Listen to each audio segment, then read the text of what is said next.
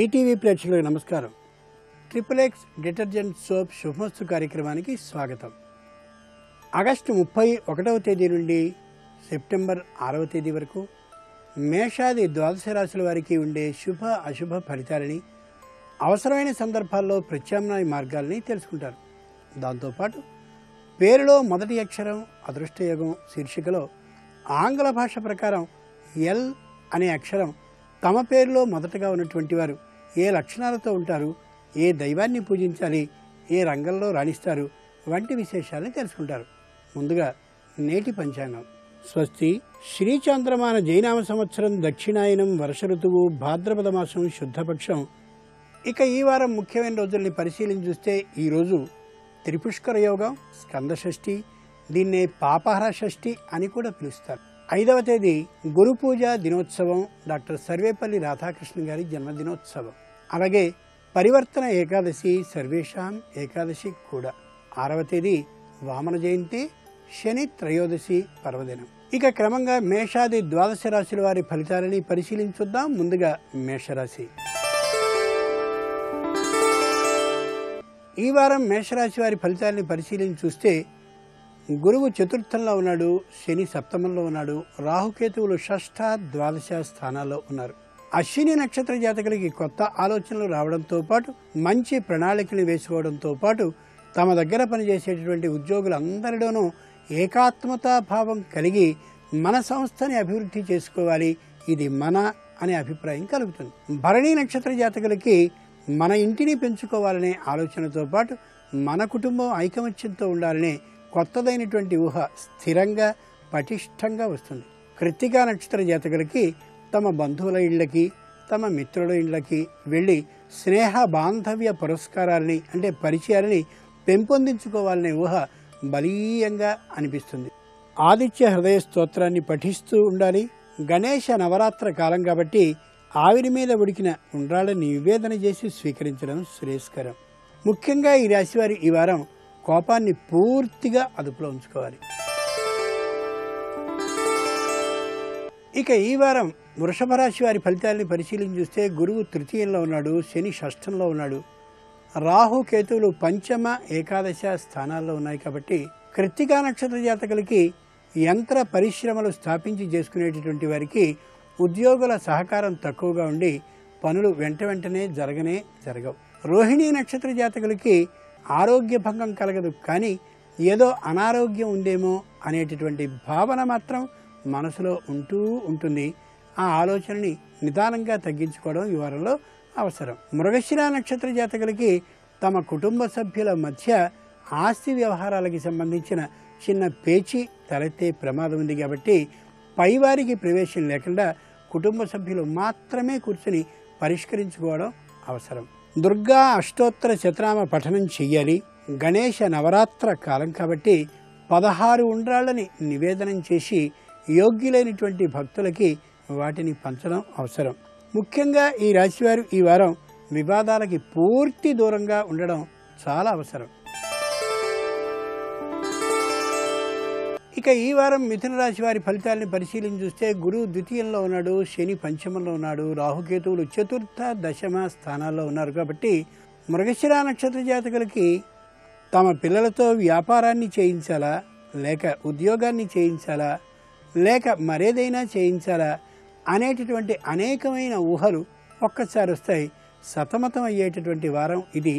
కానీ మంచి నిర్ణయంతో యువతలకు వస్తారు. ఆర్ద్ర నక్షత్ర జాతకులకి స్వదేశంలోనే ఉండాలా, విదేశానికి వెళ్ళాలా, విదేశం మంచిదా స్వదేశం మంచిదా అనేటటువంటి నిర్ణయం ఈ వారంలో తెగే అవకాశం కనిపించడం లేదు. పై వారంలో సరైనటువంటి ఊహకి ఆలోచనకి రాగలుగుతారు. పునర్వసు నక్షత్ర జాతకులకి శారీరకమైన అనారోగ్యం ఉండదు, మానసికమైనటువంటి అనిశ్చిత స్థితి ఉండదు. చాలా సుఖంగా గడిచిపోతూ ఎంతో ఆనందంగా గడుస్తుంది ఈ వారం బంధుమిత్రుల యొక్క సౌఖ్యాల మధ్య. లక్ష్మీ అష్టోత్తర శతనామ పఠనం చేస్తూ గడపడం ఉత్తమం. గణేష నవరాత్ర కాలం కాబట్టి మొలకెత్తినటువంటి శనగలని పరమేశ్వరుడికి నివేదన చేసి ప్రసాదంగా స్వీకరించడం ఉత్తమం. ముఖ్యంగా ఈ రాశివారు ఈ వారం ప్రయాణాలని వీలైనంత మటుకు తగ్గించుకోని పక్షంలో అనారోగ్యం వచ్చే అవకాశం కనిపిస్తోంది. ఇక ఈ వారం కర్కాటక రాశి వారి ఫలితాలని పరిశీలించి చూస్తే గురువు ప్రథమంలో ఉన్నాడు, శని చతుర్థంలో ఉన్నాడు, రాహుకేతువులు తృతీయ నవమ స్థానాల్లో ఉన్నారు. కాబట్టి పునర్వసు నక్షత్ర జాతకులు ప్రయాణాలను చేసేటటువంటి సందర్భంలో జాగ్రత్తగా ఉండడమే కాకుండా వీలైనంత వరకు తక్కువ సామానుతో ప్రయాణించేందుకు తగిన ఊహని చేసుకోవడం, ముఖ్యంగా బంగారు నగలు మొదలైనటువంటి వాటిని తీసుకువెళ్ళకపోవడం శ్రేయస్కరం. పుష్యమి నక్షత్ర జాతకులు వివాదాలకి దూరంగా ఉండాలి. వివాదం కోసం ఎవరైనా మీదికి కానీ వస్తూ ఉన్నట్లయితే వివాద దిశగా లేకుండా ఉండేలా తప్పించుకోవడం ఎంతైనా అవసరం. ఆశ్లేష నక్షత్ర జాతకులు తమ దగ్గరకు వచ్చినటువంటి వారిని నమ్మివేయడం కాకుండా మెల్లగా విశ్వాసం కలిగినటువంటి వారిని మాత్రమే చేరతీస్తూ ఉండాలి తప్ప వారు చెప్పిన మాటకి లోబడకుండా ప్రవర్తించడం ఎంతైనా అవసరం. ఈ వారంలో లలిత అష్టోత్తర శతనామ పఠనం చెయ్యాలి. గణేష నవరాత్ర కాలం కాబట్టి పరమేశ్వరుడికి ఇష్టమైనటువంటి పులిహోరని నివేదనంగా చేయడం శ్రేయస్కరం. ముఖ్యంగా ఈ రాశివారు ఈ వారం బాగా ఆలోచించి మాత్రమే ఏ పనినైనా చేయాలి తప్ప ఏదో యథా ఆలోపంగా ఓ నిర్ణయాన్ని కానీ చేసినట్టయితే ప్రమాదంలో చిక్కుకునే ప్రమాదం ఉంది. ఇక ఈ వారం సింహరాశి వారి ఫలితాలని పరిశీలించి చూసినట్టయితే గురువు ద్వాదశంలో ఉన్నాడు, శని తృతీయంలో ఉన్నాడు, రాహు కేతువులు ద్వితీయ అష్టమ స్థానాల్లో ఉన్నారు. కాబట్టి మఖా నక్షత్ర జాతకులు యంత్రాలకి సంబంధించినటువంటి పరిశ్రమల్లో ఉన్నా లేక వాహనాల్లో వెళుతూ ఉన్నా కూడా వీలైనంత జాగ్రత్తగానే ఉండాలి తప్ప నిర్లక్ష్యంగా మాత్రం ఉండేటటువంటి వారం కాదు ఇది. ఆ విధమైన జాగ్రత్తని తీసుకుని మాత్రమే ప్రయాణించాలి. పూర్వ ఫల్గుని నక్షత్ర జాతకులు లెక్కలు రాసేటటువంటి సందర్భంలోనూ ధనాన్ని ఖర్చు చేసేటటువంటి సందర్భంలోనూ 1-2 మార్లు జాగ్రత్తగా ఆలోచించుకుని మాత్రమే ఈ వారం వ్యయం చేయాలి. ప్రతిదీ నమోదు చేసుకుంటూ ఉండని పక్షంలో ఇబ్బందికి గురయ్యే అవకాశం కనిపిస్తోంది. ఉత్తర ఫల్గుని నక్షత్ర జాతకులు మాట్లాడే ప్రతి మాటని కూడా ఆలోచించుకునే మాట్లాడాలి తప్ప తొందరపడి కుటుంబ రహస్యాన్ని కానీ బయట పెట్టినట్టయితే అది చిలవలు పలగలుగా వెళ్ళేటటువంటి అవకాశం కనిపిస్తోంది. లక్ష్మీ నృసింహ కరావలంబ స్తోత్రాన్ని పఠిస్తూ గడపడం ఉత్తమం. ఇది గణేష నవరాత్ర కాలం కాబట్టి వినాయకునికి ప్రీతికరమైనటువంటి దధ్యోదన నివేదనాన్ని చేసి భక్తులకి పంచడం శ్రేయస్కరం. ముఖ్యంగా ఈ రాశివారు ఈ వారం వాహనాల విషయంలో మంచి జాగ్రత్తని పాటించి తీరాలి. ఇక ఈ వారం కన్యా రాశి వారి ఫలితాలని పరిశీలించి చూసినట్లయితే గురువు ఏకాదశంలో ఉన్నాడు, శని ద్వితీయంలో ఉన్నాడు, రాహు కేతువులు ప్రథమ సప్తమ స్థానాల్లో ఉన్నారు. ఆ కారణంగా ఉత్తర ఫల్గుని నక్షత్ర జాతకులు ఇంతకుముందు ఎవరితో వివాదపడ్డారో, ఇంతకుముందు ఎవరితో కొద్ది దూరంగా జరిగిపోయారో వాళ్లే తిరిగి వెతుక్కుంటూ వచ్చి తప్పు పూర్తిగా తమదే అనేటటువంటి అభిప్రాయంతో చేరువవుతారు. వారిని చేరువ చేసుకోవడం కూడా అవసరం. హస్త నక్షత్ర జాతకులు వైద్య వృత్తిలో ఉన్నవారైనట్లయితే ఇంతకుముందు ఏదో పొరపాటు జరిగిందనేటటువంటి అభిప్రాయం వీరికి ఉన్నప్పటికీ కూడా అది పొరపాటు కాదనేటటువంటి విషయం విధానంగా న్యాయస్థానం తగినటువంటి తీర్పు ఇస్తుంది కాబట్టి పరమ సంతోషంతో గడపగలుగుతారు. చిత్తా నక్షత్ర జాతకులు భూమికి గృహానికి సంబంధించిన వివాదం ఏదైతే ఉందో అది న్యాయస్థానం అనుకూలమైనటువంటి తీర్పు ఇచ్చిన కారణంగా చాలా సంతోషకరంగా ఈ వారాన్ని గడపగలుగుతారు. సుబ్రహ్మణ్య కరావలంబ స్తోత్రాన్ని కానీ సుబ్రహ్మణ్య అష్టోత్తర శతనామ పఠనాన్ని కానీ చేయడం ఉత్తమం. ముఖ్యంగా ఇది గణేష నవరాత్ర కాలం కాబట్టి 16 లడ్డూలని పరమేశ్వరుడికి నివేదన చేసి ఆ లడ్డూలని భక్తులకి పంచడం ఎంతైనా మంచిది.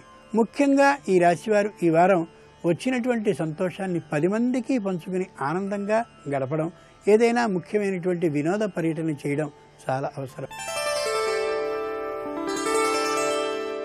ఇక ఈ వారం తులారాశి వారి ఫలితాలని పరిశీలించి చూస్తే గురువు దశమంలో ఉన్నాడు, శని ప్రథమంలో ఉన్నాడు, రాహు కేతువులు ద్వాదశ షష్ఠ స్థానాల్లో ఉన్నటువంటి కారణంగా చిత్తా నక్షత్ర జాతకులు తమకి సంబంధించినటువంటి జీవిత సమస్యలో కఠినంగా వ్యవహరిస్తారు. ఈ వారంలో ఒక క్షణం ఆలోచించుకుని ఆ విధంగా ప్రవర్తించడం సరా కాదా అని ఊహించుకోగలగాలి.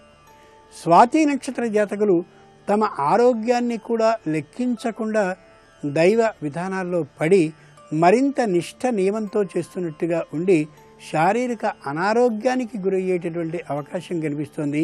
ఓ క్షణం ఆలోచించుకుని చేసుకోగలగాలి. విశాఖ నక్షత్ర జాతకులు మాటలో దుడుకుతనం, మాటలో గట్టితనం కనిపింపజేసుకుని కొద్ది ఇబ్బందితనాన్ని కలిగి ఉంటారు. ఒక క్షణం ఆలోచించుకోగలగాలి. సరస్వతి అష్టోత్తర శతనామ పఠనం చేయడం అవసరం. ఇవి గణేష నవరాత్ర కాలం కాబట్టి అటుకులు బెల్లం పరమేశ్వరునికి నివేదన చేసి తోటి భక్తులకి ప్రసాదంగా పంచడం శ్రేయస్కరం. ముఖ్యంగా ఈ రాశివారు ఈ వారం 1-2 మార్లు ఆలోచించే ఏ పనైనా చెయ్యాలి. ఇక ఈ వారం వృశ్చిక రాశి వారి ఫలితాలని పరిశీలించి చూస్తే గురువు నవమంలో ఉన్నాడు, శని ద్వాదశంలో ఉన్నాడు, రాహు కేతువులు ఏకాదశ పంచమ స్థానాల్లో ఉన్నారు. ఆ కారణంగా విశాఖ నక్షత్ర జాతకులకి అనుకోకుండా ధన వ్యయం కలుగుతుంది. ఆ ధన వ్యయం సద్వ్యయం అంటే సరైనటువంటి విధంగా చేసే ఖర్చే అవుతుంది. కాబట్టి ఈ వారం ఖర్చుకి వెనకాడకపోవడం ఎంతైనా అవసరం. అనురాధ నక్షత్ర జాతకులకి తల్లితో కానీ తండ్రితో కానీ తల్లిదండ్రులతో ఉభయులతో కానీ విరోధం వచ్చే అవకాశం కనిపిస్తోంది. వచ్చినటువంటి విరోధానికి తిరిగి మాట్లాడడం కాకుండా తాత్కాలికంగా సహనాన్ని వహించి ఉండడం ఎంతైనా అవసరం. జ్యేష్ఠ నక్షత్ర జాతకులకి అధికమైన ధన భారం భుజం మీద మోపబడే ప్రమాదం ఉంది. ఒక క్షణం ఆలోచించుకుని ఆ మీదట మాత్రమే ఒక నిర్ణయాన్ని తీసుకోవడం అవసరం. రాజరాజేశ్వరి అష్టోత్తర శతనామ పఠనం చేయడం ఎంతైనా ఉత్తమం. ఇవి గణేష నవరాత్ర కాలం కాబట్టి పరమేశ్వరుడికి ప్రీతిపాత్రమైన కదలీఫలం అంటే అరటిపండ్లని నివేదన చేసి భక్తులకి పంచడం ఉత్తమం. ముఖ్యంగా ఈ రాశివారు ఈ వారం తొందరపాటుతనం లేకుండా 1-2 మార్లు తమకి తామే ఆలోచించుకోగలగడం అవసరం. ఇక ఈ వారం ధనురాశి వారి ఫలితాలని పరిశీలించి చూస్తే గురువు అష్టమంలో ఉన్నాడు, శని ఏకాదశంలో ఉన్నాడు, రాహు కేతువులు దశమ చతుర్థ స్థానాల్లో ఉన్నారు. కాబట్టి మూలా నక్షత్ర జాతకులకి తల్లిదండ్రుల యొక్క సంపూర్ణమైన ప్రోత్సాహం, అలాగే పై క్రింద ఉద్యోగులతో చక్కనైనటువంటి ఐకమత్యం ఏర్పడి ఉద్యోగము ఇటు కుటుంబ జీవితము కూడా సుఖంగా సాగిపోతూ ఆనందంగా ఉన్ననేటటువంటి సంతృప్తి ఏర్పడుతుంది. పూర్వాషాఢ నక్షత్ర జాతకులకి రుణబాధలు అన్నీ తీరిపోయినటువంటి కారణంగా కొత్తవేవో కొందామనేటటువంటి ఊహ ఏమాత్రమూ రానటువంటి కారణంగా చేతిలో పుష్కలంగా ధనం ఉండి సంతృప్తి తమ సొంతం అవుతుంది. ఉత్తరాషాఢ నక్షత్ర జాతకులకి వృత్తిలో మంచి ఆదాయం కనిపిస్తూ ఇంతకుముందు ఆదాయం లేదేమా అనేటటువంటి చింత తొలగి సంతోషంగా అనిపిస్తూ ఉంటుంది. ఈ వారం అంతా కూడా అన్నపూర్ణ అష్టోత్తర శతనామ పఠనం చేయడం అత్యుత్తమం. ఇవి గణేష నవరాత్ర కాలం కాబట్టి కొబ్బరి అన్నాన్ని కానీ లేదా కొబ్బరి ముక్కల్ని కానీ పరమేశ్వరుడికి నివేదన చేసి భక్తులకి పంచినట్లయితే అది చాలా సత్ఫలితాన్ని ఇచ్చే అవకాశం కనిపిస్తోంది. ముఖ్యంగా ఈ రాశివారు ఈ వారం తోబుట్టువులతో ఏ విధమైన విరోధాన్ని కోరి తెచ్చుకోకూడదు. వారి మీదికి వచ్చినప్పటికీ కూడా సహనాన్ని పాటించడం ఎంతైనా అవసరం. ఇక ఈ వారం మకర రాశి వారి ఫలితాలని పరిశీలించి చూస్తే గురువు సప్తమంలో ఉన్నాడు, శని దశమంలో ఉన్నాడు, రాహుకేతువులు నవమ తృతీయ స్థానాల్లో ఉన్నారు. కాబట్టి ఉత్తరాషాఢ నక్షత్ర జాతకులకి చక్కనైనటువంటి ఉద్యోగం ఎదురు చూస్తూ ఉంటుంది. కాబట్టి ఉద్యోగానికి కావలసినటువంటి కాగితాలు ఏమున్నాయో వాటిని సకాలంలో పంపించుకోవడం శ్రేయస్కరం. ఉద్యోగాన్ని తెచ్చుకోవడం అవసరం. పనిని వాయిదా వేసుకోకుండా నడిపించుకోవాలి, తప్పనిసరి. శ్రవణ నక్షత్ర జాతకులకి వ్యాపారం అభివృద్ధి చెందేందుకు తగినటువంటి ఊహల్ని అమలు చేసుకునేందుకు తగిన ప్రయత్నాన్ని వాయిదా వేసుకోకుండా వెంటనే ప్రయత్నించుకు చేసుకోవడం అత్యవసరం. అలాగే ఉద్యోగానికి సంబంధించినటువంటి ప్రయత్నం కూడా చేసుకోవాలి, విజయవంతం అయి తీరుతుంది. ధనిష్ఠ నక్షత్ర జాతకులకి శారీరకమైన అనారోగ్యం ఉండదు, మానసికమైనటువంటి అనారోగ్యం ఏమాత్రము ఉండదు. కుటుంబ సభ్యులతో ఐకమత్యంతో సుఖశాంతులతో జీవిస్తూ ఉంటారు. ఆ విధమైనటువంటి జీవనానికి తగిన ప్రణాళిక చక్కగా సక్రమంగా ఉంటుంది ఈ వారం అంతా కూడా. లలిత అష్టోత్తర శతనామ పఠనం చేయడం చాలా ఉత్తమం. గణేష నవరాత్ర కాలం కాబట్టి పాయసాన్ని పరమేశ్వరుడికి నివేదన చేసి భక్తులకి పంచుకోవడం ఉత్తమం. ముఖ్యంగా ఈ రాశివారు ఈ వారం పనుల్ని వాయిదా వేసుకోకుండా వెంటనే ప్రయత్న లోపం లేకుండా పూర్తి చేసుకోవడం అవసరం. ఇక ఈ వారం కుంభరాశి వారి ఫలితాలని పరిశీలన చూస్తే గురువు షష్ఠంలో ఉన్నాడు, శని నవమంలో ఉన్నాడు, రాహుకేతువులు అష్టమ ద్వితీయ స్థానాల్లో ఉన్నటువంటి కారణంగా ధనిష్ఠ నక్షత్ర జాతకులకి కుటుంబంలో ఉండేటటువంటి వారితో పాటు బంధువులతో కూడా చిన్నమైనటువంటి పొరపత్యాలు తలెత్తే అవకాశం కనిపిస్తోంది. అటు ఉద్యోగ జీవితంలో కూడా కొద్దిగా ఇబ్బందులు ఎదుర్కోవాల్సిన పరిస్థితి ఏర్పడుతోంది. అందుకోసం దైవ ధ్యానాన్ని మరింతగా చేసుకోక తప్పదు. శతభిష నక్షత్ర జాతకులకి తమకి తాము అనవసరమైనటువంటి భయాన్ని సృష్టించుకుని ఏదో జరిగిపోతుందనేటటువంటి భయంతో తెలియనటువంటి ఓ పొరపాటును చేసుకునే ప్రమాదం ఉంది. కాబట్టి మానసిక భయాన్ని వీడి తప్పక కార్యక్రమంలో విజయవంతమయ్యే తీరుగా ప్రవర్తన చేసుకోవడం అవసరం. పూర్వాభాద్ర నక్షత్ర జాతకులు భార్యాభర్తల విషయంలో, అలాగే తండ్రి పుత్రుల విషయంలో లేదా తండ్రి కూతురు విషయంలో ఆలోచించుకుని జాగ్రత్తగా మాట్లాడుకోవాలి తప్ప తొందరగా మాట జారినట్లయితే కుటుంబంలో పెద్దదైన దుష్పరిణామం చోటు చేసుకునే ప్రమాదం ఉంది. ఆంజనేయ అష్టోత్తర శతనామ పఠనం చేయడం చాలా ఉత్తమం. ఇది గణేష నవరాత్ర కాలం కాబట్టి బొబ్బట్లని పరమేశ్వరుడికి నివేదనని చేసి దాన్ని భక్తులకి పంచుకుని తాము కూడా స్వీకరించడం శ్రేయస్కరం. ముఖ్యంగా ఈ రాశివారు ఈ వారం ఆచితూచి మాట్లాడాలి తప్ప నోటికొచ్చినది తొందరగా మాట్లాడినట్టయితే అది కుటుంబం మీద ప్రమాదాన్ని చూపించే అవకాశం ఉంది. ఇక ఈ వారం మీనరాశి వారి ఫలితాలని పరిశీలించి చూస్తే గురువు పంచమంలో ఉన్నాడు, శని అష్టమంలో ఉన్నాడు, రాహు కేతువులు సప్తమ ప్రథమ స్థానాల్లో ఉన్నారు. కాబట్టి పూర్వాభాద్ర నక్షత్ర జాతకులు భూమి కానీ గృహాన్ని కానీ కొనదలుచుకున్నట్టయితే ఒక్కసారి ఈ వారానికి కాకుండా పై వారానికి వాయిదా వేసుకోవడం అది శ్రేయస్కరం. ఉత్తరాభాద్ర నక్షత్ర జాతకులు కుటుంబ విషయాల్ని గోప్యంగా ఉంచుకోకుండా 10 మంది మధ్య కానీ చర్చకి పెట్టినట్టయితే అనవసరమైన చికాకులకి లోనయ్యే ప్రమాదం బాగా ఉంది. కాబట్టి కుటుంబ గోప్య విధానాన్ని బాగా పాటించుకోగలగాలి. రేవతి నక్షత్ర జాతకులు తమకు వచ్చినటువంటి సమస్యని అతి ముఖ్యుడైనటువంటి వాడు, వృద్ధుడు, అనుభవజ్ఞుడైనటువంటి గొప్పవానికి మాత్రమే చెప్పాలి తప్ప అందరిలోనూ ఆ విషయాన్ని చర్చకి కానీ పెట్టినట్లయితే మొత్తం మొదటికే మోసం వచ్చే ప్రమాదం ఉంది. కాబట్టి బాగా ఆలోచించుకుని మాత్రమే ఓ పనిని ఈ వారంలో చేయవలసి ఉంటుంది. గణేష అష్టోత్తర శతనామ పఠనం చేయడం ఎంతైనా అవసరం. ఇది గణేష నవరాత్ర ఉత్సవ కాలం కాబట్టి వినాయకుడికి ప్రీతికరమైన చెరకు ముక్కల్ని నివేదన చేసి ఆ చెరకు ముక్కల్ని భక్తులకి ప్రసాదంగా పంచడం శ్రేయస్కరం. ముఖ్యంగా ఈ రాశివారు ఈ వారం కుటుంబ గోప్య విధానాన్ని అంటే కుటుంబ రహస్యాన్ని వీటిలోకి వెళ్లకుండా ఉండేలా తమకి తాము జాగ్రత్త పడాలి. ఎదుటివారు అడిగినా చెప్పకుండా ఉండేలా కొద్ది ఈ వారాన్ని దాటించడం ఉత్తమం. ఓం ఆంజనేయాయ నమః. ఓం మహావీరాయ నమః. ఆపదామపహర్తారం దాతారం సర్వసంపదాం లోకాభిరామం శ్రీరామం భూయో భూయో నమామ్యహం. అఘాయిత్య పాండిత్యమని లోకంలో ఒక మాట ఉంటుంది. ఏమయ్యా ఎప్పుడు పూజ చేసుకోమే, సంధ్యావందనం చేయమే అన్నారు అనుకోండి. ఎందుకంటే మనసులో ఉంటే చాలదా అంటాడు. మనసులో ఉంటే చాలదా అంటున్నావుగా, మరి నీ కొడుకు హైదరాబాద్లో ఉంటే మామిడి పళ్ళ బొట్ట ఎందుకు పంపించావు? మనసులో ఉంటే చాలదా ప్రేమ? నీ కొడుక్కి బట్టలు ఎందుకు కొన్నావు? నీ కొడుక్కి పెళ్ళి ఎందుకు చేస్తున్నావు? నీ కొడుక్కి ఇల్లు ఎందుకు కొనిపెట్టావు? మనసులో ఉంటే చాలదా ప్రేమ? నీ కొడుకు విషయంలోకి వచ్చేటప్పటికే మనసులో ఉంటే సరిపోదు, చేసి చూపిస్తావా? ఈశ్వరుడి దగ్గరికి వచ్చేటప్పటికే మనసులో ఉంటే చాలు, పైకి ఏం చెయ్యక్కర్లేదా? ఉన్నది నిజమైతే చేయకుండా ఉండడం సాధ్యం కాదు.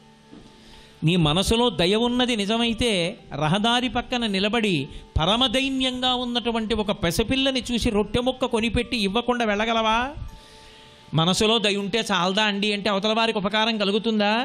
ఈయేష సంస్కార వైభవంతో సంకల్పం కలగడం గొప్ప. దాని వలన తనకి ఇది కావాలన్న కోరిక లేకుండా రామహితం కోసం వానరహితం కోసం నేను ఇలా బయలుదేరుతానని సంకల్పం చేశారే, అది హనుమ యొక్క గొప్ప. అటువంటి మహానుభావుడి కథ చెప్పుకున్నంత మాత్రం చేత సమస్త భూతములు శాంతి పొందుతాయి. కాబట్టి ఈయేష అందరూ సంసారమునందు పరిభ్రమిస్తుంటే సంసార భ్రమణ పరితాపోపశమనం వసంతి మచ్చేతో హృదభి శివానందలహరి అంటారు శంకరులు శివానందలహరిలో. సంసార భ్రమణ పరితాపమును అందరూ పొందుతుంటే కాదు కాదు నాకు ఈ సుఖాలక్కర్లేదు, నేను ఆత్మ యొక్క అనుభవాన్ని పొందాలని బయలుదేరుతున్నటువంటి సాధకుని యొక్క వైభవాన్ని చెప్పింది కాబట్టి ఈయేష పదమన్వేష్టం చారణాచరితే పది. శ్రీరామాయణంలో ఈ చారణుల యొక్క విశేషం అనేక మార్లు వస్తుంది. కొంచెం ముందుకెళ్ళేటప్పటికి విద్యాధరుల దగ్గరే వచ్చేస్తుంది. అలా బయలుదేరుతున్నారు. చారణలు బయలుదేరేటటువంటి మార్గంలో వెళ్ళాలి. దుష్కరం నిష్ప్రతిద్వంద్వం చికీర్షం కర్మవానర సముదగ్ర శిరోగ్రీవో గవాంపతిరివాబభౌ అంటారు మహర్షి. ఆయన బయలుదేరడానికి సిద్ధపడినటువంటి వారై మహేంద్ర పర్వత శిఖరం మీద నిలబడి మెడ ఎత్తి ఆకాశం వంక సముద్రం వంక తిన్నగా చూస్తుంటే ఎలా ఉన్నారంటేట, బాగా బలిష్టమైనటువంటి ఒక ఎద్దు బాగా ఎత్తైన ప్రదేశంలో నిలబడి చూస్తుంటే ఎలా ఉంటుందో అలా ఉన్నారట ఆయన. అలా ఉన్నటువంటి వారు కాబట్టి మహానుభావుడైనటువంటి హనుమ అలా వర్ణింపబడ్డారు. ఏమిటి దాని యొక్క విశేషం అంటే, నందీశ్వరుడితో పోల్చారు అన్నప్పుడు మీరు ఒక్క విషయాన్ని గుర్తుపెట్టుకోవాలి. శివుని యొక్క వాహనమైనటువంటి నంది మనందరం ఎలా పుట్టామో అలాగే పుట్టాడు ఆయన కూడా. అలాగే పుట్టి నందీశ్వరుడై మహానుభావుడు. మీరు నంది ఎప్పుడూ లోకానికి పృష్ఠభాగాన్ని పెడుతుంది, దృష్టి అంతా శివలింగం మీద పెడుతుంది. కార్తీక మాసం వచ్చేటప్పటికి భక్తి ఎక్కువైపోయి నంది తోక కింద దీపాలు పెడతారు తీసుకెళ్ళి. అయినా అదేం వెనక్కి తిరగదు, కదలదు. పిడుగులు పడనివ్వండి, ఉరుములు ఉరమనివ్వండి, ఎప్పుడు శివుణ్ణే చూస్తుంటుంది తప్ప వేరొకటి చూడడం, వెనక్కి తిరగడం నందీశ్వరుడికి చేత కాదు.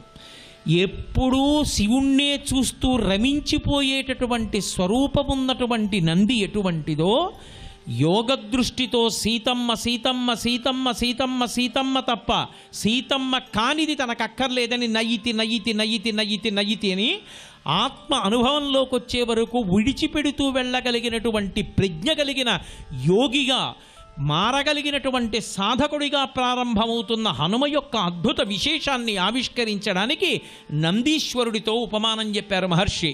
అందుకని నంది ఎలా నిలబడతాడో, వృషభం ఎలా నిలబడుతుందో అలా నిలబడి ఉన్నారు.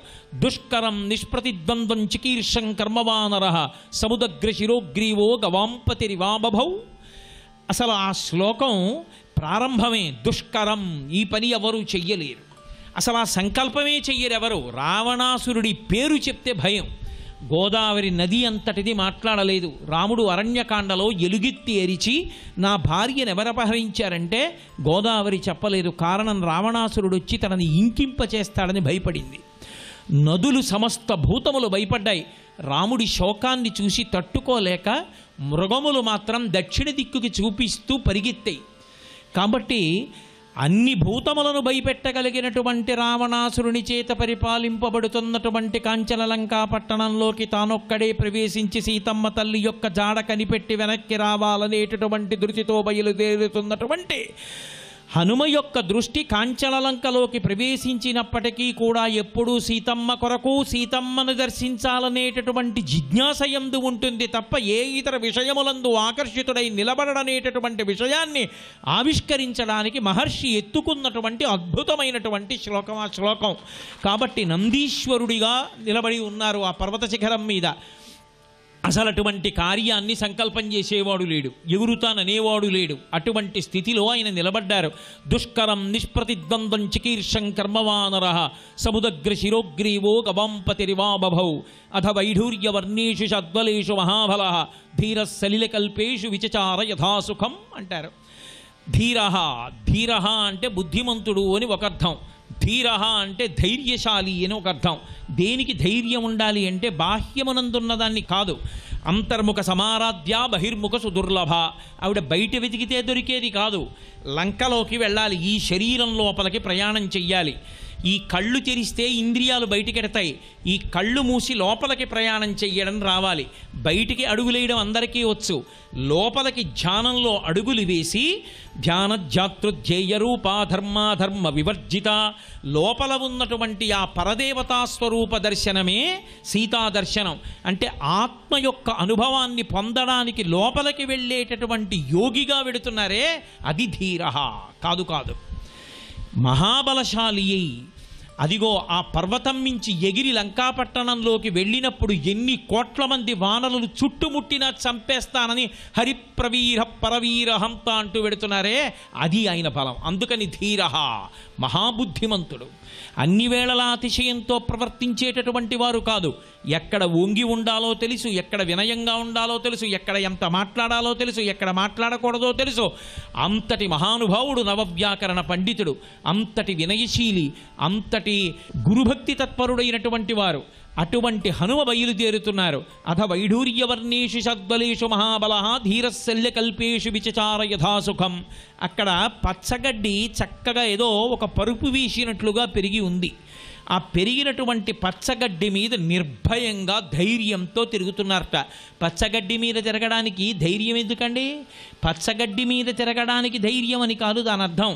పచ్చగడ్డి అనేటప్పటికీ చల్లగా మెత్తగా హాయిగా పాదములకు స్పర్శనిచ్చి మనస్సుకు సుఖానుభూతిని ఇవ్వగలిగినది. శరీరంతో ఉన్న ఎవరైనా కోరుకునేది ఏది అంటే ఇంద్రియముల చేత సుఖాల్ని అనుభవించాలనుకుంటారు. ఈ సుఖములు నాకు అక్కర్లేదని చెప్పి సుఖాల్ని పక్కన పెట్టి ఎంత కష్టమైనా ఇలాగే ఆసనంలో కూర్చుంటాను. కూర్చుని నా శరీరము ఖేదపడిపోతున్నా నాకు తెలియని స్థితికి చేరుకుంటానని కూర్చున్నవాడున్నాడే, వాడు యోగి.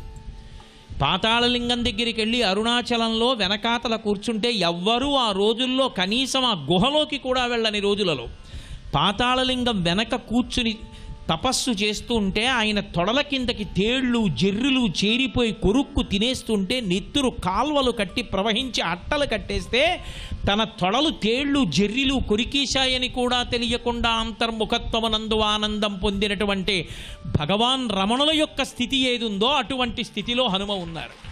అంటే ఆయన దృష్టి కేవలము సీతమ్మ మీద ఉంది తప్ప, ఆమె దర్శనమునందున్నది తప్ప శరీరమునకు బాహ్యమునందు కలిగేటటువంటి సుఖమును గురించినటువంటి విచారణ లేదు. ఖేదమే కలగని ఆయనకి బెంగలేదు. యోగరతో వా భోగరతో వా సంగరతో వా సంగవిహీన యస్య బ్రహ్మణి రమతే చిత్తం నందతి నందతి నందత్యేవా అంటారు శంకరులు భజగోవిందంలో. అలా ఆయన అథ వైఢూర్యవర్ణేషు షద్బలేషు మహాబల ధీరశలిలకల్పేషు విచచార యథాసుఖం. ఇక బయలుదేరడానికి సిద్ధపడుతున్నారు. స సూర్యాయ మహేంద్రాయ పవనాయ స్వయంభువే భూతేభ్యశ్చంజలిం కృత్వా చకార గమనేమతిం. బయలుదేరే ముందు నమస్కారం చేస్తున్నారు. ఏదైనా కార్యాన్ని ప్రారంభం చేసే ముందు నమస్కారం చేసి ప్రారంభం చెయ్యడం అనేటటువంటిది ఆర్ష జాతి యందు ప్రాథమికమైనటువంటి మౌలికమైన విషయం. ఎందుచేత అంటే నమస్కారము అనేటటువంటి దానికి రెండు చేతులు ఇలా కలిపి ఇలా శిరస్సు ఉంచుతారు. అంటే 5 జ్ఞానేంద్రియములు 5 కర్మేంద్రియములు 11వదైనటువంటి బుద్ధి, ఈ 11ంటిని మీ యందు న్యాసము చేశాను.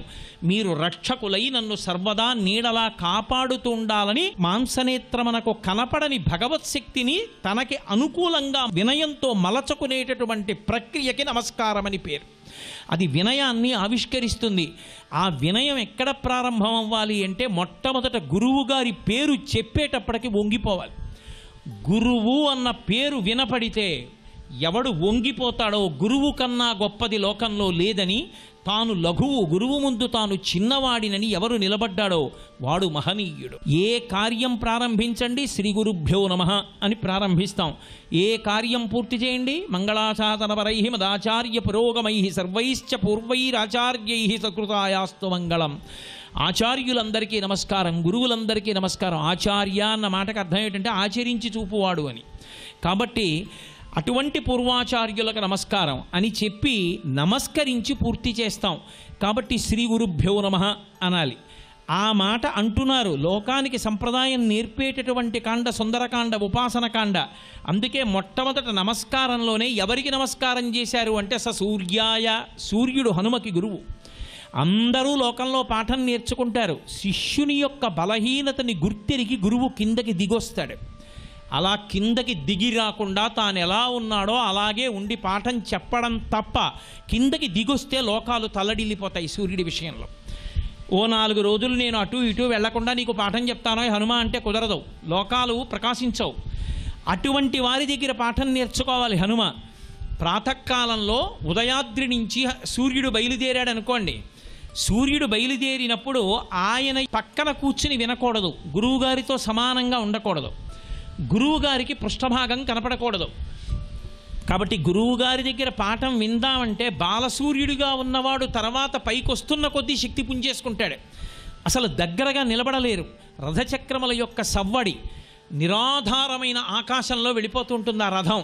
అక్కడ ఆ రథం ఎంత వేగంగా వెడుతుందో ఆ వేగానికి అనుగుణంగా గురువుగారి వంక చూస్తూ నమస్కారం పెడుతూ ఆ వేగానికి అనుగుణంగా వెనక్కి నడుస్తూ పాఠం వినాలి. సర్వం శ్రీ ఉమామహేశ్వర పరబ్రహ్మార్పణమస్తు. స్వస్తి. మహానుభావుడు హనుమకి సూర్యనారాయణమూర్తి పేరు చెప్తే పరవశం. ఆయనకి సాక్షాత్తు గురువు, లోకానికి మార్గం చెప్తున్నారు. అందుకే సూర్యాయ మొదటి నమస్కారం సూర్యుడికి. మహేంద్రాయ, మహేంద్ర శబ్దం చేత ఈ లోకములకన్నిటికీ పరిపాలకుడు. ఎవరు పరిపాలనాంశయందున్నారో వారికి నమస్కారం చేయడం విధేయత.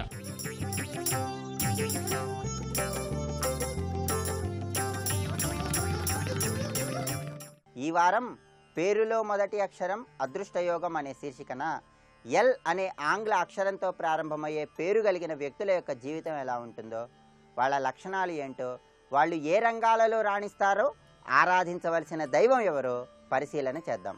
ఎల్ అనే ఆంగ్ల అక్షరంతో ప్రారంభమయ్యే పేరు కలిగిన వ్యక్తులు ఎవరైనా సరే ఉన్నత భావాలను కలిగి ఉండి క్రమశిక్షణతో చక్కటి ప్రణాళికలతో జీవితంలో ముందడుగు వేస్తారు.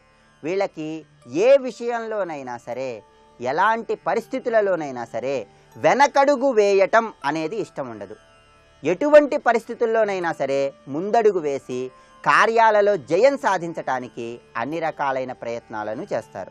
ఎల్ అనే ఆంగ్ల అక్షరంతో ప్రారంభమయ్యే పేరు కలిగిన వ్యక్తులు ఎవరైనా సరే విద్వాంసులు, శ్రేష్ఠుల సాంగత్యంలో జీవించటానికి ఎక్కువ ఆసక్తిని కనపరుస్తూ ఉంటారు. వీళ్ళ భావాలు కూడా చక్కటి స్పష్టతను కలిగి ఉంటాయి.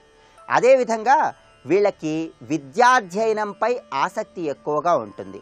మంచి లేఖకులు, తాత్వికులు, సమాజహితులై వీళ్ళు ఉండటానికి అవకాశం ఎక్కువగా ఉంది.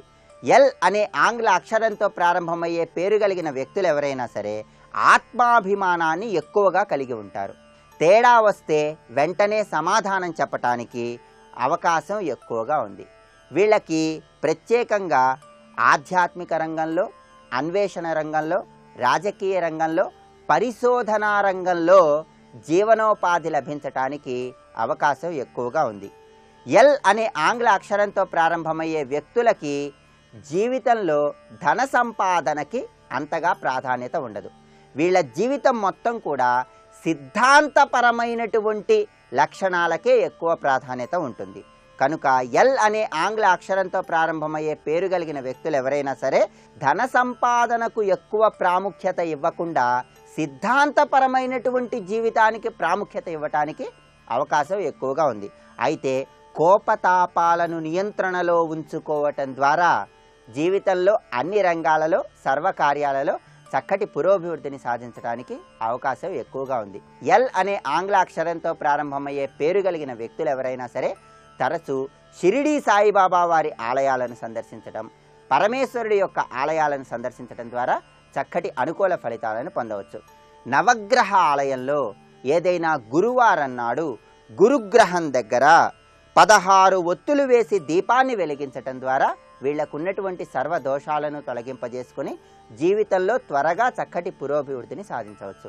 అదేవిధంగా వీలైనప్పుడల్లా గురువారం నాడు ఒక ఇత్తడి ప్రమిదలో కానీ, మట్టి ప్రమిదలో కానీ 9 ఒత్తులు వేసి గృహంలో ఈశాన్య దిక్కులో దీపాన్ని వెలిగించటం ద్వారా కూడా చక్కటి అనుకూల ఫలితాలను పొందవచ్చు. అలాగే ప్రతి గురువారం నాడు రాత్రి సమయంలో శనగపప్పుతో చేసినటువంటి ఆహార పదార్థాలను స్వీకరించటం లేదా గోధుమ రొట్టెలను స్వీకరించటం ద్వారా కూడా చక్కటి అనుకూల ఫలితాలను పొందవచ్చు.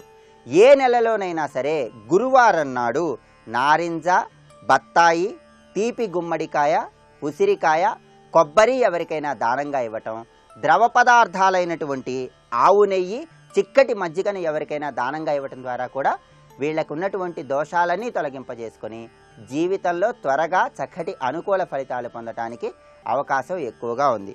అలాగే వీళ్ళకి కలిసి వచ్చేటటువంటి రంగులు ఊదా రంగు, నేరేడు పండు రంగు, గులాబీ రంగు అని చెప్పవచ్చు. ప్రతి నెలలో 3, 12, 21, 30 తేదీలు వీళ్లకు అనుకూలమైన తేదీలుగా చెప్పవచ్చు. వీళ్ళకి కలిసి వచ్చే వారం గురువారం. వచ్చే ఆదివారం పేరులో మొదటి అక్షరం అదృష్టయోగం అనే శీర్షికన ఎం అనే ఆంగ్ల అక్షరంతో ప్రారంభమయ్యే పేరు కలిగిన వ్యక్తుల యొక్క జీవితం ఎలా ఉంటుందో, వాళ్ళ లక్షణాలు ఏంటో, వాళ్ళు ఏ ఏ రంగాలలో రాణిస్తారో, ఆరాధించవలసిన దైవం ఎవరో పరిశీలన చేద్దాం. నమస్కారం. ఈనాటి శుభమస్తు కార్యక్రమంలో ఆరోగ్యం ఆయుర్వేదం శీర్షికన ఆరోగ్యవంతమైన జీవన విధానానికి ఆయుర్వేదంలో చెప్పినటువంటి సూత్రాల గురించి తెలుసుకుందాం. మామూలుగా ఏంటంటే ఏదైనా ఒక అనారోగ్యం వచ్చినట్టయితే ఆయుర్వేద వైద్యం ఏదో ఈ మందు వేసుకోండి తగ్గిపోతుంది అన్నట్టుగా ఎప్పుడు కూడా చెప్పదు. ఆయుర్వేదంలో ఏంటంటే ఏ అనారోగ్యం వచ్చినా కూడా మనం అది తగ్గించుకోవడానికి ఆహారము, విహారము, తర్వాత ఔషధం, ఈ మూడింటిని పాటించాలి. అలా పాటించినప్పుడే మళ్ళీ మళ్ళీ అదే అనారోగ్యం రాకుండా ఉండడానికి అవకాశం ఉంటుంది. అందులో ఆహారం అంటే ఏంటంటే మనం తీసుకోవాల్సినటువంటి ఆహారం అంటే ఏదైనా అనారోగ్యం ఉన్నప్పుడు ఏం తినొచ్చు, ఏం తినకూడదు, పథ్యాలని చెప్తూ ఉంటాం కదా, అటువంటి అంశాలన్నీ ఆహారంలోకి వస్తాయి. అలాగే విహారం అంటే ఏంటంటే ఏ విధంగా స్నానం చేయాలి, ఏ సమయంలో నిద్రపోవాలి, ఏ సమయంలో పని చేయాలి, ఇలాంటి అంశాలన్నీ కూడా విహారంలోకి వస్తాయి. ఈ రెండింటితోటి తగ్గనప్పుడు మాత్రమే మనం ఔషధానికి వెళ్ళాలన్నమాట. అలాగా అంటే ఒక ఔషధంలాగా ఉపయోగపడేటువంటి స్నానం గురించి ఈరోజు మనం వివరంగా మాట్లాడుకుందాం. మామూలుగా ఏంటంటే అందరూ ఏదో చన్నీళ్ళు స్నానం చేసేసేయండి, లేకపోతే అందరికీ వేడినీళ్ళు స్నానం చేయండి, ఇలాగా అందరికీ కలిపి ఒకే సూత్రం ఆయుర్వేదంలో ఎప్పుడు ఉండదన్నమాట. మామూలుగా ఏంటంటే మనకి ఎటువంటి అనారోగ్యాలు లేనట్టయితే కనుక సామాన్యంగా గోరువెచ్చటి నీళ్ళతోటి ఎటువంటి మూలికలు లేకుండా కూడా స్నానం చేసేయచ్చు. అయితే కొంతమందికి కొన్ని అనారోగ్యాలు ఉంటూ ఉంటాయి. అందులో ఒళ్ళు నొప్పులు కానీ, కీళ్ళు నొప్పులు కానీ ఇలాంటి సమస్యలు ఉన్నట్టయితే వాటిని వాతపు నొప్పులుగా చెప్తాం. అంటే వాత దోషం శరీరంలో ఎక్కువ అవటం వల్ల వచ్చినటువంటి సమస్యలు అన్నమాట. ఇలాగ ఏవైనా నొప్పులు సమస్యలు ఉన్నటువంటి వాళ్ళు స్నానం చేసేటప్పుడు ఏం చేయాలంటే వేడి వేడి నీళ్లు వాడుకుంటూ ఉండాలి. ఆ వేడి నీళ్ళలో నిర్గుండి అనేటువంటి మూలికలు వాడుకోవాలన్నమాట. నిర్గుండిని తెలుగులో వావిలాకులు అంటారు. ఈ వావిలాకులకి నొప్పులు తగ్గించేటువంటి గుణం, వాత దోషాన్ని బ్యాలెన్స్ చేసేటువంటి గుణం చాలా బాగా ఉంటుంది. అందుకని స్నానం చేసేటువంటి నీళ్ళల్లో ఈ వావిలాకులను వేసి ఉంచేసి 1 గంట తర్వాత ఆ నీళ్ళతోటి స్నానం చేస్తున్నట్టయితే కనుక స్నానం ద్వారా కూడా మన నొప్పులు తగ్గించుకోవడానికి ఉపయోగపడతాయి అన్నమాట ఈ వావిలాకుల స్నానం. అలాగే ఏవైనా కఫదోష సంబంధమైనటువంటి అనారోగ్యాలు ఉన్నట్టయితే అంటే ఏదైనా ఆస్తమా కానివ్వండి, దగ్గు, ఆయాసము ఇలాంటి సమస్యలు ఏవైనా ఉన్నట్టయితే అటువంటి వాళ్ళు ఏం చేయాలంటే వాళ్ళు కూడా స్నానానికి వేడి నీళ్ళే వాడుకోవాలి. ఆ వేడి నీళ్ళతోటి పాటుగా ఒక మూలికగా సహాయపడేటువంటిది ఏంటంటే పసుపు. ఈ పసుపు కఫదోషాన్ని తగ్గించేటువంటి చక్కటి మూలిక, అందరికీ తేలికగా దొరికేటువంటిది, అందరికీ బాగా సూట్ అయ్యేటువంటిది కూడాను. పసుపుని వేడి వేడి నీళ్ళల్లో కొంచెం వేసేసి అంటే ఒక చెంచాడు పసుపు కానీ 2 చెంచాలు పసుపుని కానీ ఒక బకెట్ నీళ్ళల్లో వేసి ఉంచి తర్వాత అంటే 1 అరగంట తర్వాత ఆ నీటితోటి కనుక వెచ్చవెచ్చగా స్నానం చేస్తున్నట్టయితే అది కఫదోషాన్ని బ్యాలెన్స్ చేసి కఫ సంబంధమైనటువంటి అనారోగ్యాలు తగ్గించడానికి విహారపరంగా స్నానంగా బాగా ఉపయోగపడుతుంది. ఈ పిత్త సంబంధమైనటువంటి సమస్యలు అంటే కొంతమందికి ఒళ్ళంతా మంటలుగా ఉంటుంది, లేదంటే పాదాలు బాగా మండిపోతూ ఉంటాయి, లేదంటే కడుపులో ఏదైనా ఒక అల్సర్ సమస్య ఉంటుంది, కళ్ళు మంటలు, ఇలాంటి మంటల సమస్యలన్నీ కూడా పిత్తదోషం వల్ల వస్తూ ఉంటాయి. ఇటువంటి పిత్తదోష సంబంధమైనటువంటి సమస్యలు ఉన్నటువంటి వాళ్ళు ఎప్పుడు కూడా వేడి నీళ్ళతోటి స్నానం చేయకూడదు. వేడి నీళ్ళు కాకుండా వీళ్ళు చల్లటి నీళ్ళతోటి స్నానం చేయాలి. అలాగే ఆ చల్లటి నీటిలో ఒక మంచి మూలికను కూడా కలిపి కనుక స్నానం చేసినట్టయితే అదొక చక్కటి ఔషధ స్నానంగా సహాయపడుతుంది. అలా సహాయపడేటువంటి మూలిక చందనం. చందనానికి పిత్తదోషాన్ని తగ్గించేటువంటి గుణం చాలా చాలా బాగా ఉంటుంది. మామూలుగా కూడా మనకు అలవాట్లో చందనం రాసుకుంటే చలవ చేస్తుంది అనుకుంటూ ఉంటాం కదా, దానికి కారణం ఏంటంటే చందనానికి పిత్తదోషాన్ని తగ్గించేటువంటి గుణం ఉండటం. అందుకని ఏం చేయాలంటే చందనం చూర్ణాన్ని తీసుకుని చక్కగా మంచి చందనం చూర్ణాన్ని 1 చెంచాడు చూర్ణాన్ని తీసుకుని ఓ బకెట్ చల్లటి నీళ్ళలో వేసి ఉంచేసి దాన్ని ఒక 2-3 గంటలు ఆ నీళ్ళలో నాననివ్వాలి. అలా నానిన తర్వాత ఆ నీటితో కనుక స్నానం చేసినట్టయితే పిత్తదోష సంబంధమైనటువంటి సమస్యలు తగ్గడానికి ఈ చందనపు చూర్ణంతో చేసేటువంటి స్నానం సహాయపడుతుంది. ఈ విధంగా ఏంటంటే ఆయుర్వేదంలో రకరకాల మూలికలతో చేసేటువంటి స్నానాలు అనారోగ్యాలు తగ్గించడానికి బాగా తోడ్పడతాయి.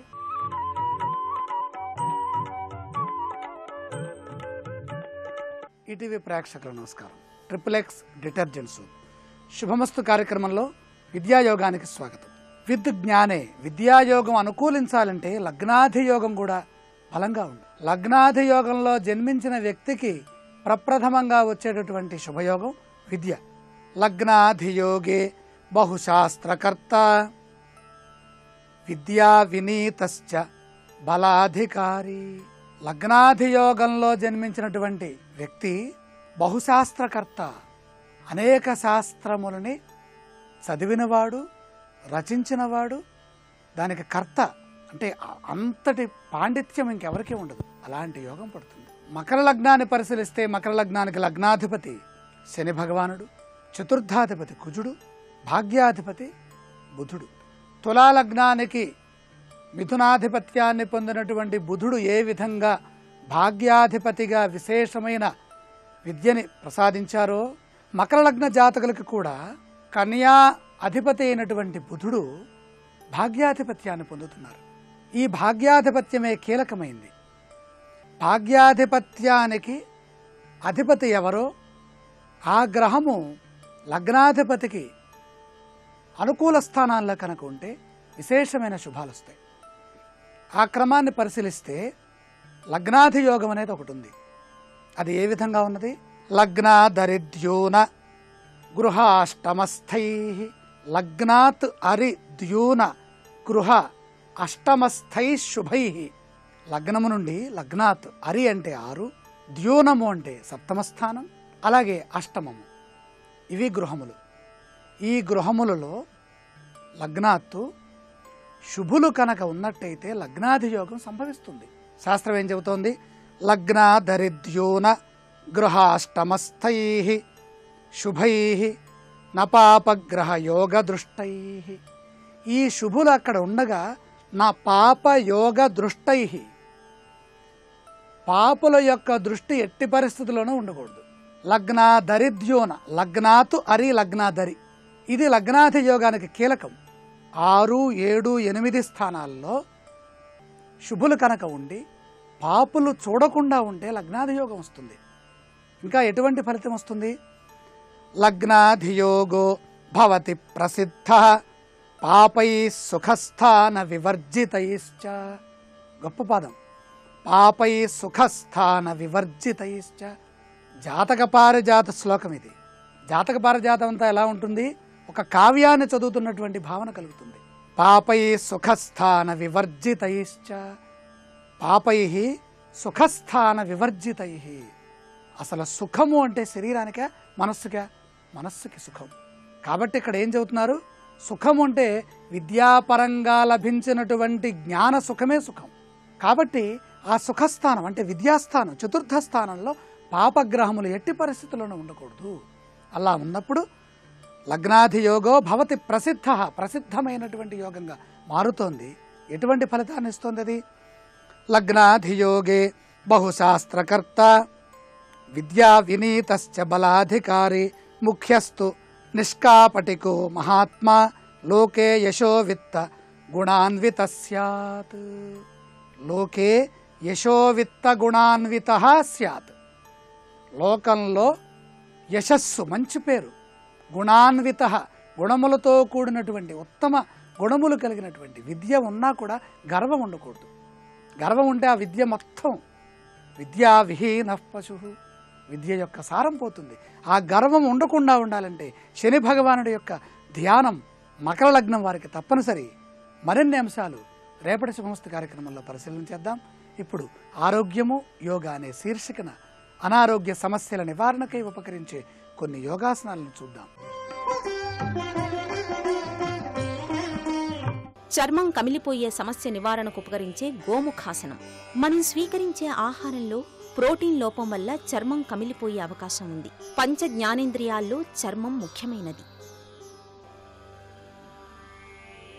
ఆహార విహారాల్లో నియమిత విధానాలు పాటించకపోవటం వల్ల, శరీరాన్ని పరిశుభ్రంగా ఉంచకపోవటం వల్ల, ఎండలో అధికంగా సంచరించడం వల్ల, కొన్ని రకాల ఔషధాల దుష్ప్రభావం వల్ల చర్మం కమిలిపోవచ్చు. ఈ సమస్య పరిష్కారానికి గోముఖాసనం ఉపకరిస్తుంది. 2 కాళ్ళు ఒకదానిపై ఒకటి పెట్టి మడవాలి. వీపు మీద నుంచి 2 చేతులు పట్టుకోవాలి. 2 చేతుల్ని కొక్కెంలాగా పట్టుకోవాలి. ఈ గోముఖాసనం వల్ల శరీరంలో రక్త ప్రసరణ వ్యవస్థ మెరుగవుతుంది. కమిలిన చర్మం సాధారణ స్థితికి చేరుకునే అవకాశం ఉంది.